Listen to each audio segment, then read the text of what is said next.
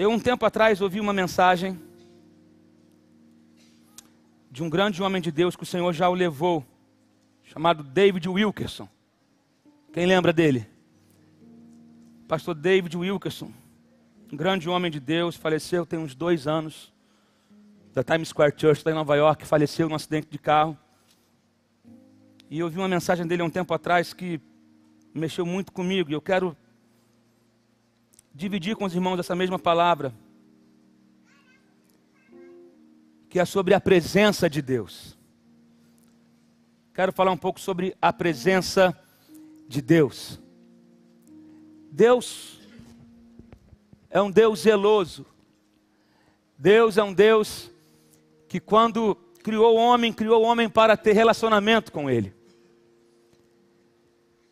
Esse era o sonho de Deus, sempre foi o sonho de Deus, e ainda é o propósito de Deus, é que você tenha um relacionamento íntimo com Ele. E quando Deus deu uma ordem para Moisés construir o tabernáculo,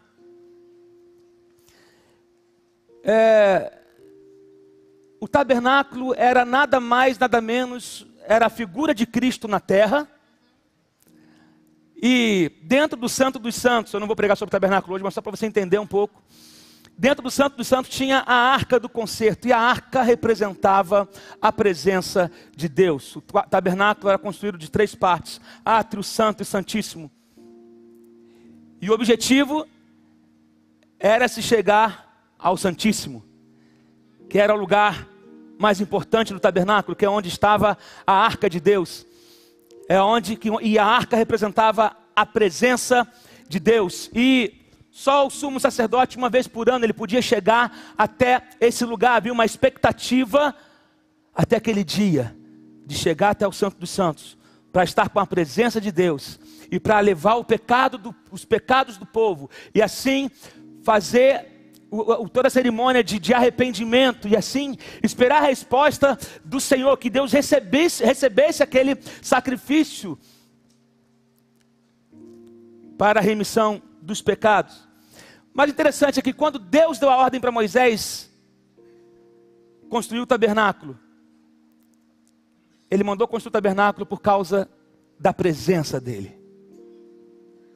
Nada mais, nada menos do que a presença dEle. Deus não criou o tabernáculo para bandas ficarem tocando. Deus não criou o tabernáculo para ministérios de dança ficar dançando. Deus não criou o tabernáculo para ministérios. Deus criou o tabernáculo por causa da presença.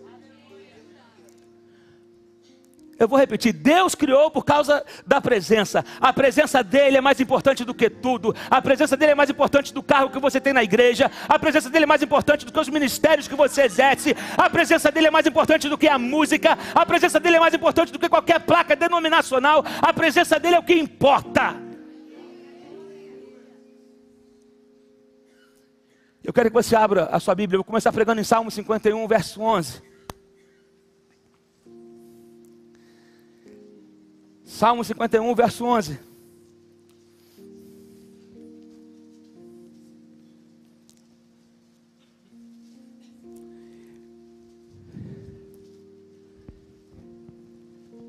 E essa mensagem ela fala sobre a presença de Deus, o perigo de perder, como perder e como recuperar.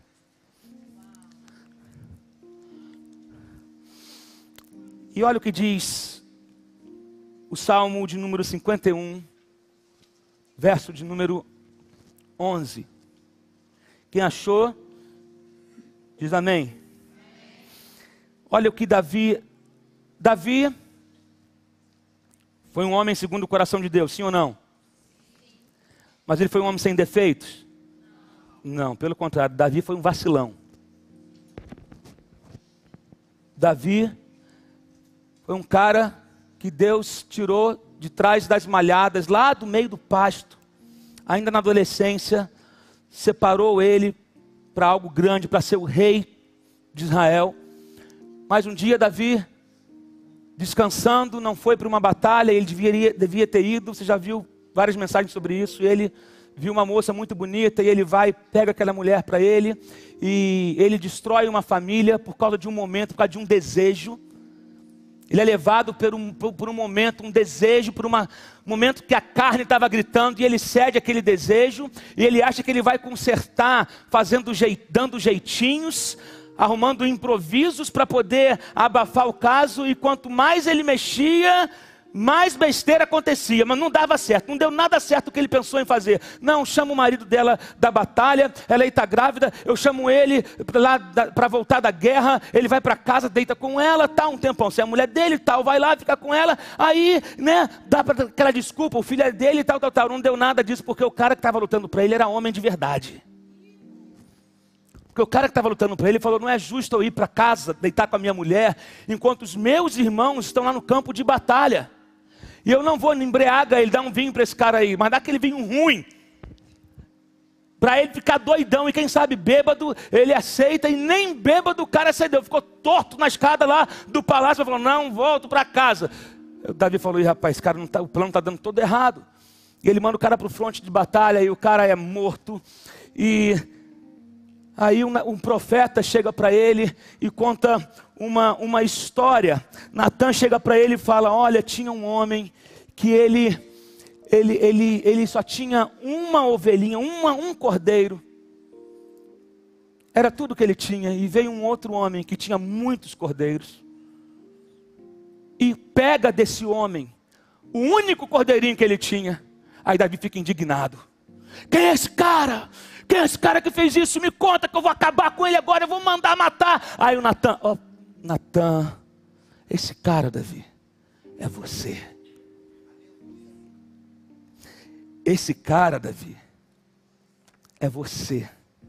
Você fez isso com Urias. Você pegou a única mulher que ele tinha. O teu papel como rei era cuidar das famílias e não destruir famílias. Teu papel como rei era cuidar para que a família ficasse unida, e você tinha que promover o bem-estar da família e não destruir uma família. Não é porque você é rei que você pode sair fazendo o que você quer. Não é porque você foi ungido, a tua unção não te abre precedentes para pecar. A tua unção não te dá imunidade, porque é ungido, pode sair fazendo o que quer com qualquer um. Unção não é para isso, Davi. Eu te ungi para você cuidar do meu povo. Aí, a ficha de Davi cai. E aí tem para mim que Davi começa a lembrar dos tempos em que ele tinha a presença de Deus no pasto. Quando ninguém estava vendo ele tocar harpa. Ele lembra que ele sentia a glória e a presença de Deus envolvendo ele. E foi ali que Davi ficou conhecido. Davi não ficou conhecido no céu, governando. Foi no pasto. Pastoreando. Cuidando de ovelha. Foi ali que Davi chamou a atenção de Deus. Era tocando para ninguém. Era se quebrantando. E Deus viu aquilo ali. E passou um filme na mente de Davi. Quando ele andava em intimidade e comunhão com Deus. A ficha dele cai. Eu tenho para mim que ele deve ter lembrado de todas as promessas. Tudo que Deus prometeu havia se cumprido. Deixa eu te falar. Ter promessa não é suficiente. Eu vou deixar isso mais para frente um pouquinho. Tem gente que enche a boca para dizer que tem promessa. Mas isso não é suficiente. Deus é maior do que qualquer promessa. A presença dele é maior do que qualquer promessa. Davi, quando a ficha dele cai, e ele entra meio que em desespero, quando ele vê a possibilidade de ser rejeitado por Deus. E aí ele vai e escreve o Salmo 51. É um salmo conhecido. Ele começa dizendo, tem misericórdia de mim, ó Deus, e tal. E cria em mim, ó Deus, um coração. Você conhece, mas eu quero ver, olha o que ele escreve no verso 11. Não me expulses da tua presença. E nem tires de mim o teu Santo Espírito. Eu vou repetir. Não me expulses da tua presença, e nem tires de mim o teu Santo Espírito. Davi sabia exatamente os reflexos na vida de uma pessoa que foi rejeitada por Deus. Davi tinha um exemplo muito próximo do que acontecia na vida de uma pessoa onde Deus não estava mais presente. Mesmo sendo quem era. Porque eu até costumo dizer que Deus não retira a unção, mas Ele rejeita o ungido. Ele rejeita. Mas o que Ele derramou, a pessoa continua pregando do mesmo jeito. O dom é irrevogável. Derramou, então ele aprendeu a apertar alguns botões. Ele continua até fazendo, mas terrível coisa é achar que Deus está quando Ele não está. E algumas pessoas estão achando que Deus está, porque ela continua exercendo o seu ofício, mas exercer o ofício não tem nada a ver com a presença. Algumas pessoas estão no ofício, elas se tornaram profissionais da fé, são do business, do gospel. Do business são administradores de igreja, administradores de ministérios, administradores, mas a presença já não está. Saul continuou no trono por um tempo, mesmo tendo sido rejeitado por Deus. E Davi conheceu isso de perto. Davi viu o que acontecia na vida de alguém que sai da presença de Deus. E a primeira evidência, ela começa a viver uma vida de opressão. A primeira evidência na vida de uma pessoa que saiu da presença de Deus, que decidiu viver da sua própria maneira, ela começa a viver uma vida oprimida, que é fruto da desobediência. 1 Samuel 1 Samuel capítulo 13, versos 13 e 14 vai dizer o seguinte: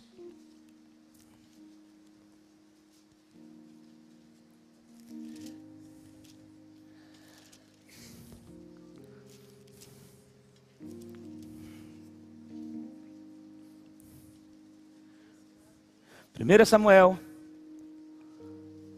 capítulo 13,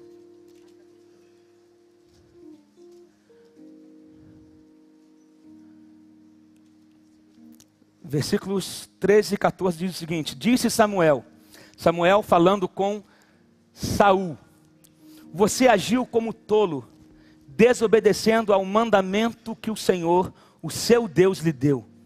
Se você tivesse obedecido, Ele teria estabelecido para sempre o seu reinado sobre Israel. Mas agora, o seu reinado não permanecerá. O Senhor procurou um homem segundo o seu coração e o designou líder do seu povo, pois você não obedeceu ao mandamento do Senhor.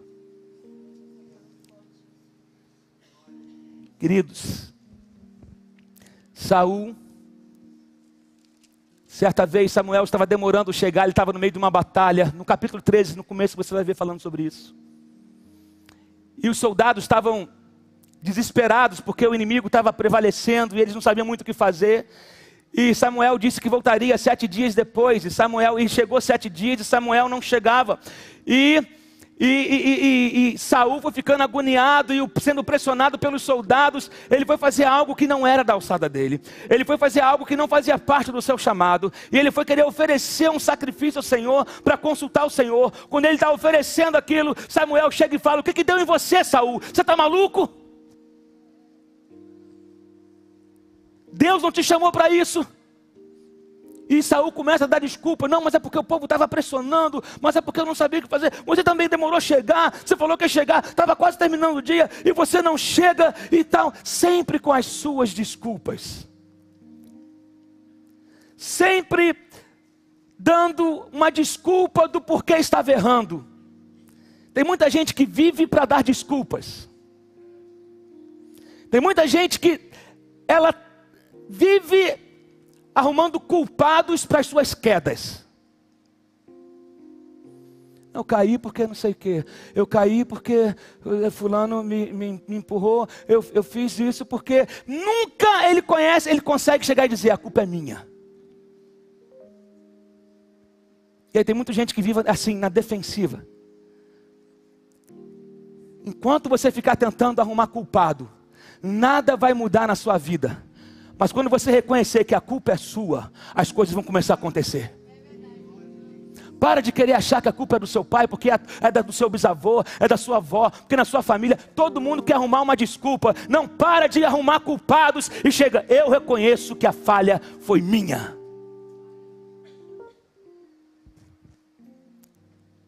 Reconheça, Saul sempre tinha uma desculpa. Saul tinha uma desculpa para desobedecer. Tem gente que sempre dá desculpa para não fazer o que é certo. Ele quer fazer o que é errado, então ele arruma um culpado, um jeitinho, uma desculpa para dar, para justificar o erro que ele quer cometer. Saul era assim. E a gente não pode. O Espírito de Deus deixou Saul porque ele recusou obedecer ao mandamento de Deus. Ele não levava a sério os mandamentos de Deus, a palavra de Deus, a ordem de Deus. Querido, você quer ser próspero na sua vida? Quem quer ser próspero? Você precisa obedecer o que está na palavra. Não tem fórmula, não tem 7 passos para prosperar. Não tem 7. Se a vida se resolvesse em 7 passos. 5 passos para isso, 4 passos para aquilo. 3, amém, legal, mas a vida não se resume a isso. Salmo 1 tem a receita da felicidade. A procura da felicidade, bem-aventurado é o homem. Não se assenta, nem se detém nos caminhos dos pecadores, nem se assenta na roda dos escarnecedores. Ele medita na lei do Senhor dia, e tudo que ele faz, ele prospera. Você está entendendo que não tem? As pessoas querem resolver a vida assim, em passos, em receitas de bolo, e a vida não é assim que se resolve. Tudo, se você fizer tudo que está na palavra, a prosperidade é certa. Porque aquele que escreveu isso aqui, ele não mentiu. Mas as pessoas não querem compromisso, elas querem os resultados. Eu quero o resultado, eu quero a minha bênção, quero a minha vitória, mas eu não quero compromisso com a palavra. Não, e a vitória, o milagre, a prosperidade está linkada ao compromisso com a palavra. Não há outro caminho. Não há outro jeito. Sabe a segunda evidência na vida de alguém que saiu da presença de Deus? Confissões sem arrependimento. Ele até, Saul, quando ele era espremido, no final ele confessava, não é realmente, o Senhor me perdoa, Samuel, ora por mim. E engraçado que quando ele falava de Deus com Samuel, ele falava, o seu Deus vai me ouvir? Já percebeu isso? Você vai ver na Bíblia, ele fala, pede ao seu Deus. Ele não falava, pede ao meu Deus, eu vou pedir ao meu Deus. Mostrava que ele não tinha intimidade, não tinha relacionamento. Ele falava, não, pede ao seu Deus, e não era o Deus dele. E ele até confessava os seus erros, mas ele não se arrependia. Não havia uma transformação de mente, não havia uma transformação genuína. E assim tem muitas pessoas que elas até confessam os seus erros, mas elas não abandonam. Confissão sem arrependimento não vale de nada. Tem gente que vem na igreja como se vai a um confessionário só para aliviar a culpa e resetar o programa. Eu vou ali hoje, dou uma oradinha básica, ouço uma palavra maneira, legal, ouço um louvor maneiro e saio de lá. Aí ele volta, aí na segunda ele volta para o mesmo pecado, para o mesmo erro, porque está condicionado, aí já está no sistema. Não, Deus sabe que eu sou assim. Pelo amor de Deus, o sangue de Jesus tem poder. Confissões, sabe que às vezes o ouvido de Deus cansa de ouvir confissões de pessoas que não querem mudar? Você confessa o mesmo pecado toda semana? Confessa os mesmos erros toda semana? E tem gente que já sabe que vai sair daqui e cometer o mesmo erro porque ele não está sendo impelido a mudar. E algumas pessoas perguntam, ó Deus, por que na minha vida certas coisas estão travadas? Por que na minha vida algumas coisas não acontecem? Querido, a primeira coisa que eu quero que você entenda, a falha não está em Deus, porque nele não há falhas. Posso ouvir um amém aqui nessa noite? Vocês estão calados, eu poderia pregar que você ia ganhar R$1 milhão, ia ter gente pulando cambalhota. Mas eu estou te falando sobre a presença de Deus. Confissões sem arrependimento. Para de confessar.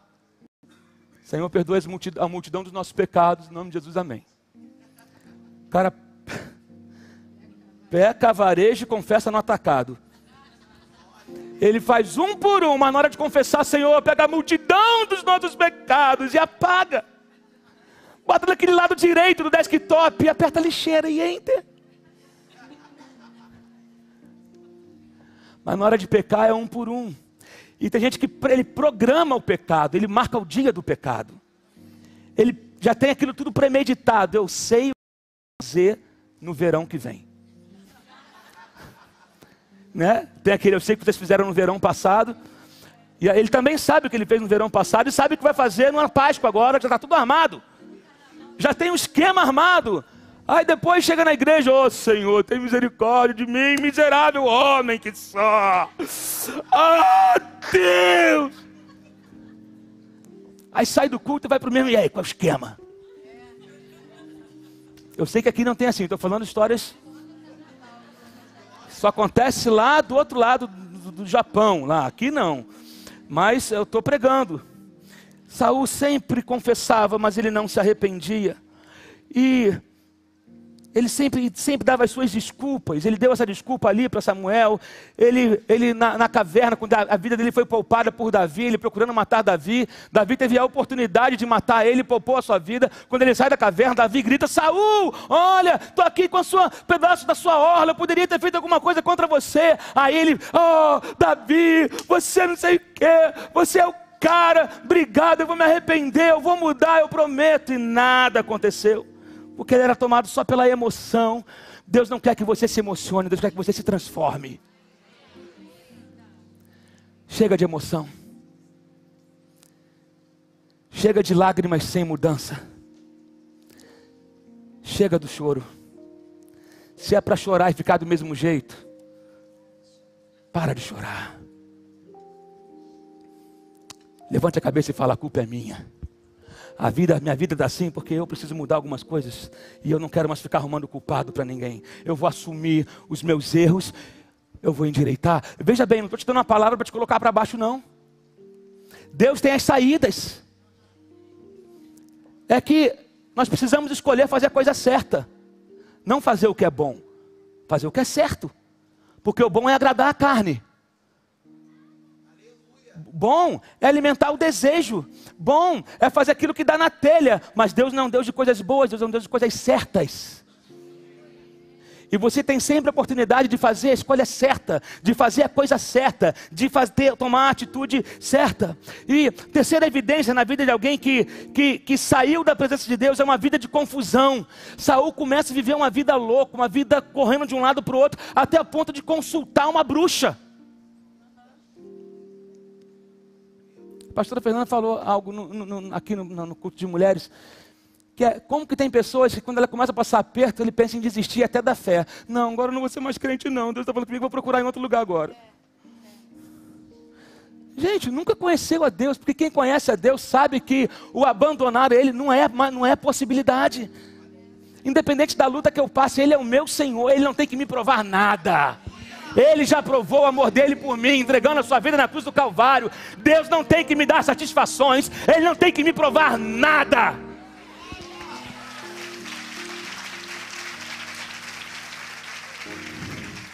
Não tem que me provar. Saul vai consultar uma bruxa, quando Deus havia proibido esse tipo de prática, lá em 1 Samuel, no capítulo 28, versos 5 ao 20, você vai ler essa história lá. Agora, como é que se perde a presença de Deus? Vamos para Êxodo 33.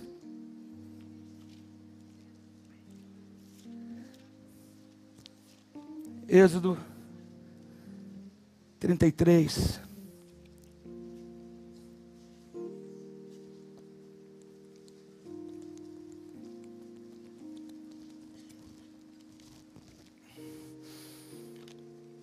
diz assim: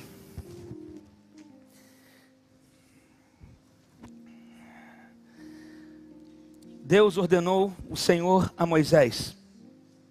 Depois ordenou o Senhor a Moisés: saia deste lugar com o povo que você tirou do Egito, e vá para a terra que eu prometi com um juramento a Abraão, a Isaque e a Jacó, dizendo: eu a darei a seus descendentes. Mandarei à sua frente um anjo e expulsarei os cananeus, os amorreus, os hititas, os ferezeus, os heveus e os jebuseus. Vão para a terra onde há leite e mel com fartura, mas eu não irei com vocês. Até aqui por enquanto. Mas eu não irei com vocês. Como é que se perde a presença de Deus? A presença de Deus se perde porque algumas pessoas não providenciaram um lugar para ela. A presença de Deus se perde quando nós não providenciamos um lugar para ela. Israel falava para o Senhor que jamais iria abandonar o Senhor. Israel prometeu várias coisas a Deus: jamais vamos te abandonar, nunca vamos esquecer do que o Senhor fez por nós, nunca vamos nos esquecer da libertação que o Senhor operou em nós, quando éramos escravos e fomos tirados de lá, nunca vamos nos esquecer disso, da comida que o Senhor providenciou no deserto, da água que jorrou da rocha, do mar que se abriu à nossa frente. Olha quanto milagre que esse povo viveu. Gente, milagre não é suficiente para prender ninguém. Se milagre fosse suficiente para segurar alguém em Deus, esse povo de Israel seria um povo, ó. Nossa, o mar abriu na nossa frente. Atravessamos em terra seca. Um dia a gente estava com sede e não tinha água, e a água saiu da rocha. A gente não tinha que comer e caía comida do céu. Você já experimentou cair comida do céu? Você está andando na rua e começa a chover hambúrguer, igual aquele filme, está chovendo hambúrguer. Oh! Era o sonho de Isaac, meu filho. Isaac, pai, podia ser verdade isso, né? Nossa, como gosta de comer. Mas o povo do Egito, eles experimentaram isso, comida caindo do céu. Deus cuidou de tudo, mas no primeiro sinal de dificuldade, ou num sinalzinho de dificuldade, o povo começava a reclamar. O povo começava a murmurar, reclamar: por que tira a gente do Egito? Era melhor ficar lá comendo cebola, era melhor ficar lá trabalhando duro, lá igual um doido, era bem melhor, pelo menos a gente tinha aquela água lá para beber. E Deus levando o povo para uma terra nova, para algo novo, para um novo nível, e o povo com o coração lá, porque passava por uma dificuldadezinha. E não é diferente. Tem gente que já viveu tanta coisa em Deus, mas vive murmurando, vive reclamando. Em qualquer sinal de dificuldade ele reclama, ele fala de Deus. Sabe? Vive reclamando. Nunca é suficiente. Nunca está bom. Então Israel ignorou a presença de Deus, esqueceu sua palavra. Quando nós nos esquecemos do que Deus fez, nós perdemos a promessa, a presença. Quando nós reclamamos e murmuramos demais, nós perdemos a presença. Deus não habita no meio de gente que murmura. Quando você murmura, o diabo recebe. Mas quando você adora, Deus recebe. Sabe? Não é murmurando que vai se acontecer, que vai mudar, não vai adiantar nada. Se perde a presença de Deus, segunda evidência, se perde a presença de Deus quando um bezerro de ouro é levantado. O que é um bezerro de ouro? É tudo aquilo que rouba o foco da presença de Deus na nossa vida. É tudo aquilo que tira Deus do centro, se torna bezerro de ouro. Às vezes o teu ministério é um bezerro de ouro. Às vezes o emprego de alguns se tornou um bezerro de ouro. Porque antes de trabalhar nesse lugar, você buscava, você orava, você clamava, chamava por Deus. Começou a trabalhar, conseguiu o que queria, a porta abriu, aí já não tem mais tempo de orar, de buscar a Deus. Aí só fala de carreira, em subir na vida, em ganhar dinheiro. E ganhar é um bezerro de ouro. E Deus ficou de escanteio. Antes de você namorar, nossa, era totalmente ativo na igreja. Você se doava totalmente, Deus, você servia ao Senhor com alegria. Começou a namorar, nunca mais se doou para a obra. O namoro se tornou um bezerro de ouro. Para uns, o bezerro de ouro é uma coisa, um carro. O cara alisa o carro desde a hora que acorda, da hora que dormir. Ainda chega no carro para ver se tem algum arranhão na porta. Tem gente que é doido com negócio de carro. Esse arranhão não estava aqui não. Misericórdia. Tem gente que é o meu carro, meu mundo. Meu carro, minha vida. Não é nem minha casa, minha vida. É meu carro, minha vida. Ele não tem problema se em casa está faltando alguma coisa. Desde que ele esteja no carrão. Não toca no meu carro não. Chega a ser feio. Sabe? Bezerro de ouro. Bezerro de ouro. Se perde a presença quando eu começo, sabe, a pegar aquilo que Deus fez e colocar no lugar dele, da presença dele. Quando eu troco, quando eu começo a adorar mais a bênção, mais a resposta do que a presença dele. Eu sei que de repente não é uma palavra fácil de se digerir, mas é uma palavra necessária, queridos. Eu não tenho compromisso com o que é popular. Eu tenho compromisso com o que a palavra diz.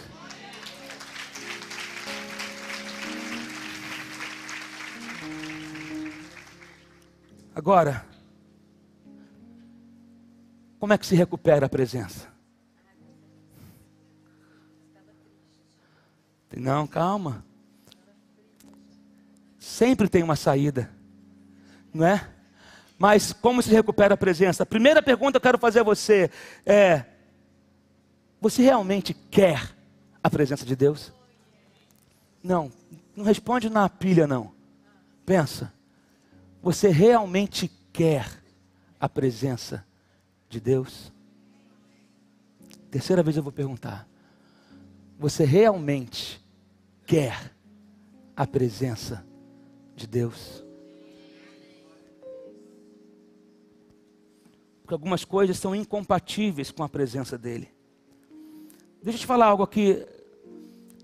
Olha só. Israel poderia ter seguido para a terra prometida sem a presença. Deus falou: eu estou enviando um anjo. Tem gente que ouve anjo, né, já fala Tem gente que coloca às vezes o anjo no lugar da pessoa de Jesus, no lugar o anjo. Falou de anjo, ele treme todo. Deus disse: eu vou enviar um anjo na frente de vocês. Vocês não vão precisar pegar em arma, porque ele vai derrotar os heteus, jebuseus, tudo que é eus. A terra que eu prometi está lá. Leite, mel, fartura, tudo que eu prometi está lá. Mas eu não vou.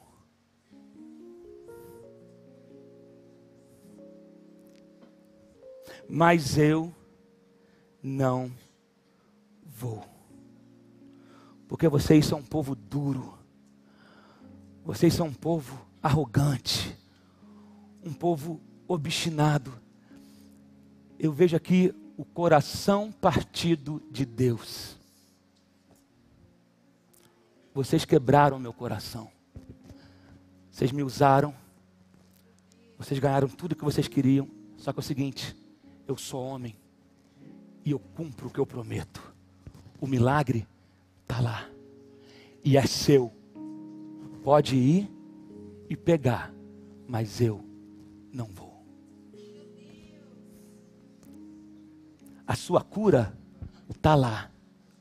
Pode pegar. Eu não disse que ia fazer?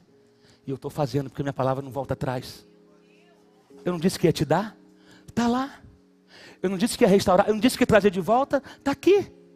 Eu não prometi, eu não te chamei lá no começo e falei que eu ia fazer, e eu estou fazendo. Mas eu não vou. E eu tenho para mim que Deus falou isso chorando. Eu não vou. Eu queria ir, mas eu não vou. Eu não vou. Meu Deus.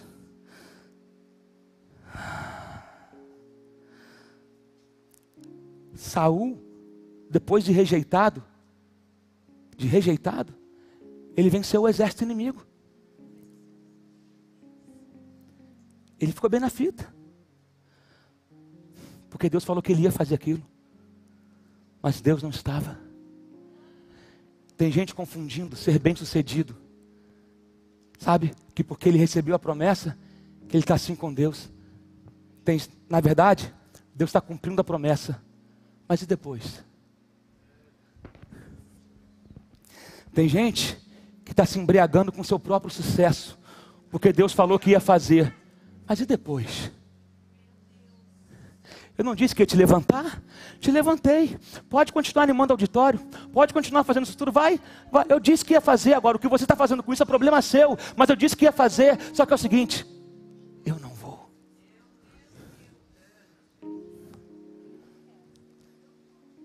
Você pode estar vivendo apenas o cumprimento de uma promessa. Mas depois disso, o que será de você? A promessa acaba. O tempo passa. E aí Deus levanta outro. Porque Deus não tem problema com substituição. Se alguém falhar em ser o que ele sonhou para ser, ele vai até ficar triste. Mas ele vai falar, eu levanto outro. E aí tem gente vendo Deus usar aquilo que era para ser dele na mão de outra pessoa.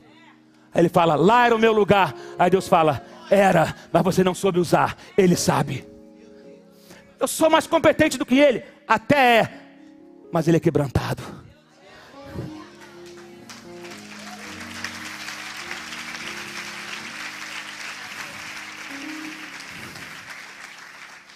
Tem gente confundindo sucesso com presença. Multidão com aprovação de Deus. Barulho não representa a presença de Deus. Eu vou repetir. Barulho não significa que Deus está presente. Nós podemos ser muito bom de barulho e não ter a presença. Nós podemos dizer, vem que Deus está aqui. Podemos falar o que quiser. Vem que Deus está aqui. Vem que Deus está fazendo. E nada acontece. Porque a presença não está mais. Meu Deus, tem misericórdia de nós, Senhor. Cobre a nossa vida, meu Deus. Tem misericórdia de mim, Senhor. Porque essa palavra é forte demais. Essa palavra é dura, Senhor. Oh, Jesus. Aí, quando o povo ficou sabendo que Deus não ia, Moisés falou com o povo, olha, não vai não. Podem ir. E Moisés disse, se o Senhor não for, eu não vou. Aí, começou a cair a ficha do povo. O povo começou a chorar. E eu acho que a gente está precisando reaprender a chorar. Lá em Joel 2, nós gostamos muito de falar dos celeiros que serão cheios e da restituição. Mas antes, Deus fala, chora primeiro. Chora os sacerdotes, chorem os jovens, chorem as mulheres, chorem, é tempo do choro, é tempo de se arrepender. O povo começou a chorar. Diz aqui, olha, quando ele disse, eu não irei. E quando o povo, versículo 4, quando o povo ouviu essas palavras terríveis, começou a chorar. E ninguém usou enfeite algum. Deus está falando, vocês estão muito enfeitados. Tem purpurina demais aí. Tem brilho demais aí. Vocês pegaram a herança que eu dei para vocês. Vocês pegaram todo o ouro que vocês trouxeram do Egito. E com aquilo que era para ser herança, vocês fizeram um bezerro de ouro.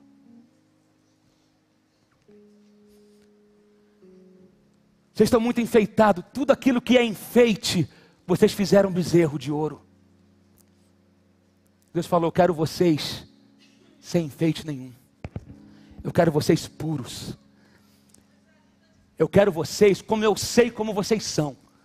Não adianta ver querer mostrar para mim um personagem. Não adianta ver querer mostrar para mim o que está brilhando, o que está bonitinho. Porque eu sei quem vocês são por trás desses enfeites. Então é o seguinte: vocês querem que eu vá com vocês? Tire os enfeites.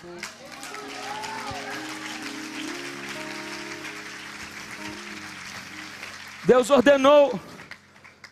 Lá em Josué 24 também José falou: deitai fora os deuses, as coisas estranhas, tire do meio de vocês. Vocês querem que eu me manifeste, mas está cheio de enfeite, está cheio de bezerro de ouro, está cheio de Deus falso. Tire isso fora. É tempo de uma limpeza, sabe? Nós falamos que queremos a presença, mas não nos afastamos daquilo que nos distrai em relação a Ele. Tem muita gente distraída em relação à presença de Deus. E nós brincamos com a presença de Deus. Nós não damos a importância. Nós precisamos entender que tudo existe por causa dEle. Tudo existe por causa dEle. Porque dEle, por Ele e para Ele são todas as coisas. Tudo existe porque Ele decidiu que iria existir. A fé, Ele é o autor, Ele é o consumador. Começa nele, termina nele. Então não há outro caminho fora dEle.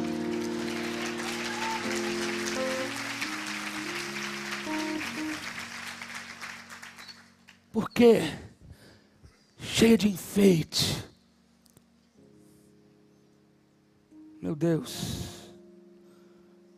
Então, eles primeiro choraram, depois tiraram os enfeites.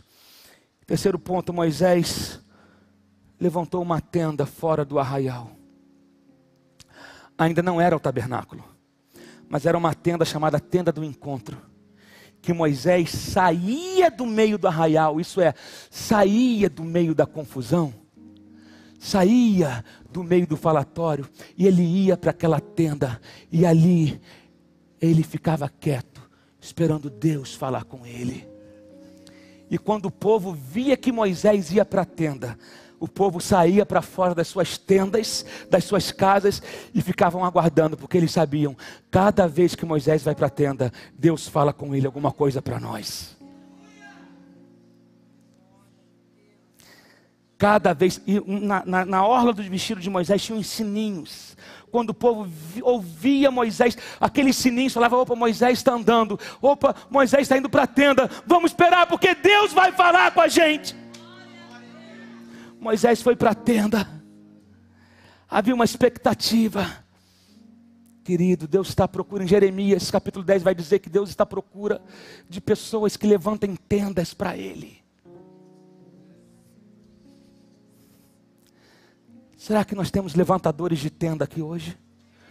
Oh, Jesus! A tenda nos fala de intimidade com Deus. A tenda, ela nos remete a um lugar reservado.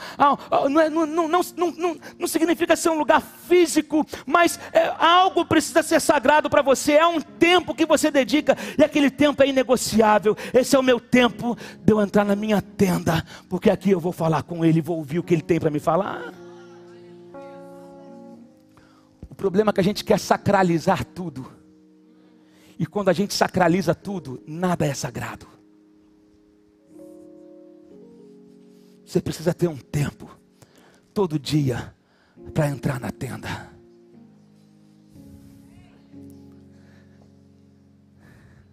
Moisés ia todo dia para aquela tenda. E a palavra diz que Josué não se afastava dela nunca. Aí depois as pessoas perguntam: foi Josué que foi auxiliar? Tem gente que Deus levanta e a pessoa começa a questionar: você não viu ele em pé na tenda o tempo todo?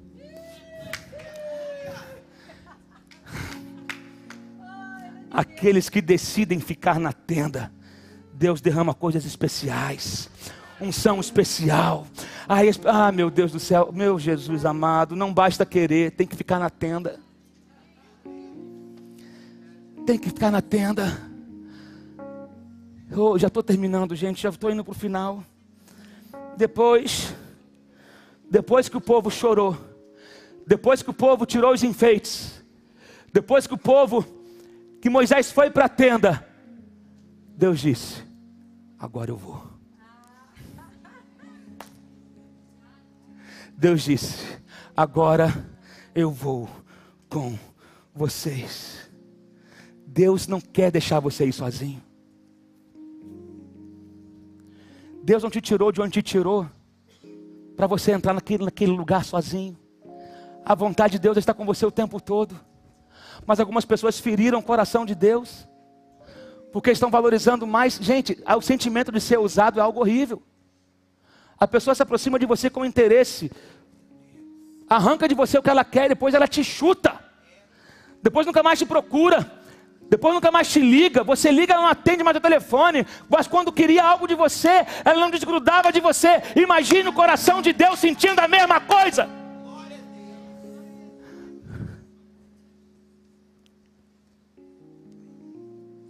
Coração partido de Deus.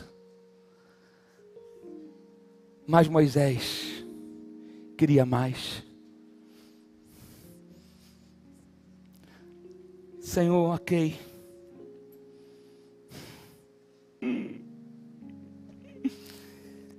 Eu sei que o Senhor vai, mas eu quero mais. Posso te pedir uma coisa? Ok, eu sei que a sua presença vai, mas eu quero mais do que a presença.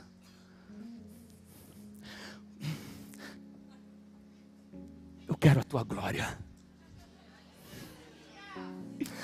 A tua presença, eu sei, mas a tua presença, Senhor, ela vem, ela vai. Eu quero a glória. Me mostra a tua glória. Me mostra a tua glória. Eu não estou interessado, eu sei que tem a terra, eu sei que tem isso tudo, mas eu não estou nem aí, Senhor, para essa terra. Eu quero a tua glória, eu quero a tua presença, eu quero conhecer o Senhor o máximo que eu puder. Tem gente que está vivendo um tédio entre a salvação e o céu. Ela foi salva, mas ela não está desfrutando de nada que a salvação pode oferecer para ela. Você não entendeu? Tem tesouros de Deus à tua disposição, mas os caçadores de tesouros precisam se levantar. Você precisa ir em busca do que Deus tem para dar a você, mas Ele dá para quem tem interesse, para quem realmente quer. Não é para alguém que fica levantando a bandeirinha. A salvação não é o fim, ela é o começo de um novo tempo. Tem gente que confunde. Eu fui salvo, aleluia, pronto. It's all.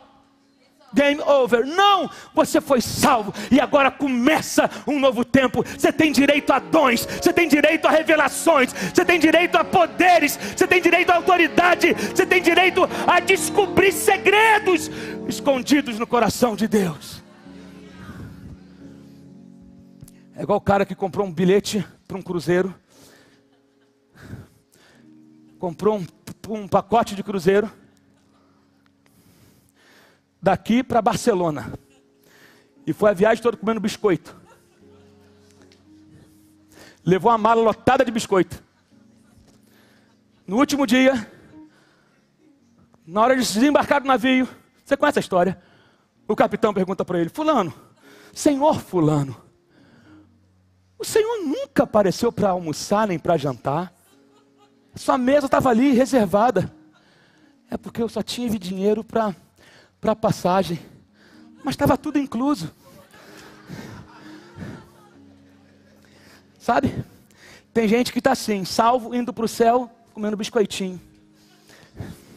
Gente, está tudo incluso no pacote.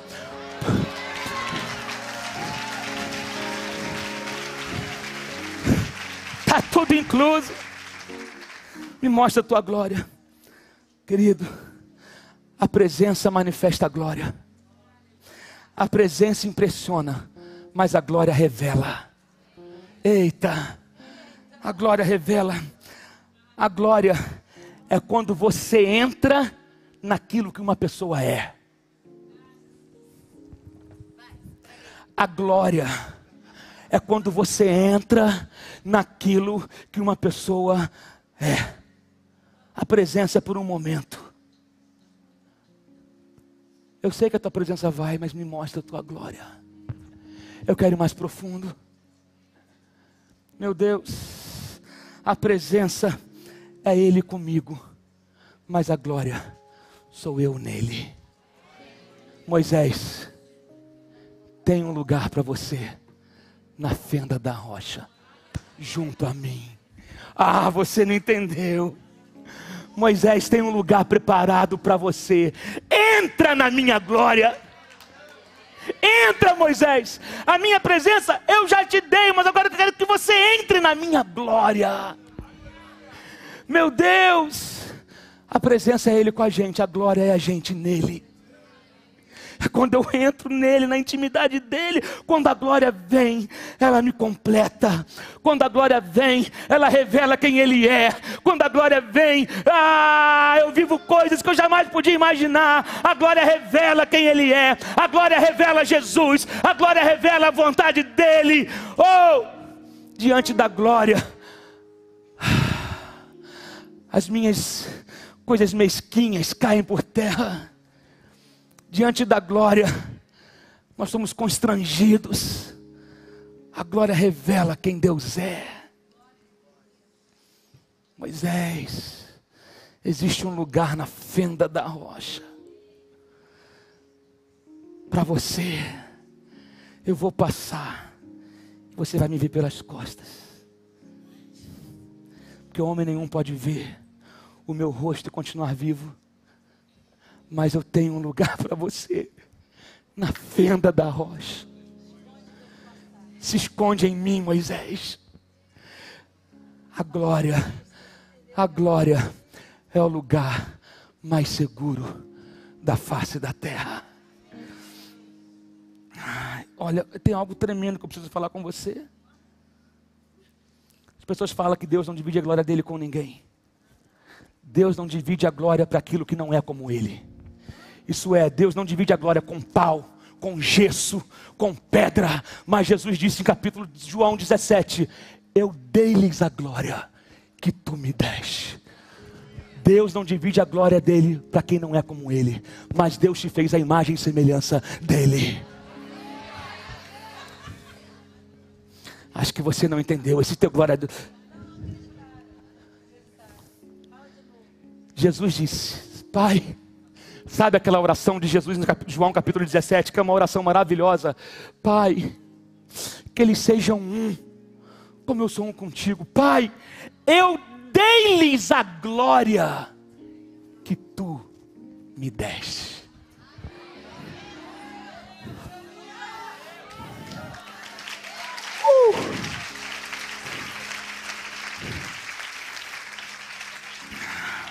A glória é andar com Deus. A glória é você em Deus. Não existe glória sem a presença. Deus não quer que você viva dos reflexos da presença. Sentir a presença hoje, amanhã não sentir. Quem entra na glória tem sempre a presença. Mas nem sempre quem desfruta da presença tem a glória. Glória é quando eu começo a viver nele. Glória não é um lugar, é uma pessoa. Cristo em vós, a esperança da glória. Cristo, meu Deus. Glória é mais do que um lugar. Glória é eu nele.